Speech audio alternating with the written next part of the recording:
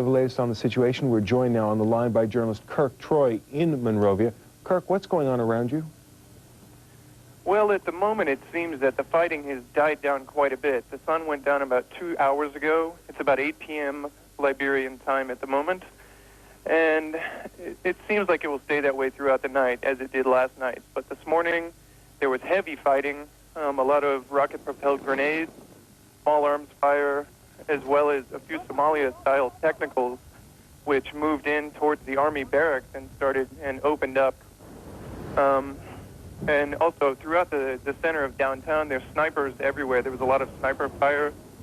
And at one point, myself and a group of other journalists, we took refuge inside a bombed-out church.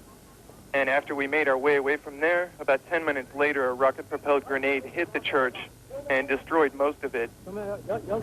Many people say that they expect an offensive either from fighters of different factions to go into the barracks and attack any time, but they've been expecting that for days, and we're not sure what to expect at this point. Now, there's said to be hundreds, if not thousands, of people inside the barracks. Why do the factions want it so badly?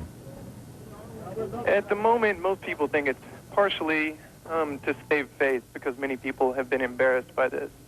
Whether or not that will happen, we shall see.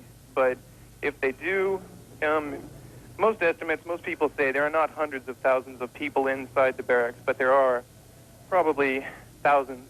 And among them are at least a couple of hundred refugees.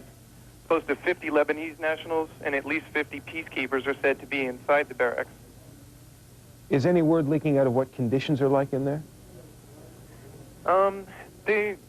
A lot of people say that there's been some sort of disease going around. We're not sure what. Some people had said cholera, possibly dysentery, but no one can tell for sure because there are no doctors on the site.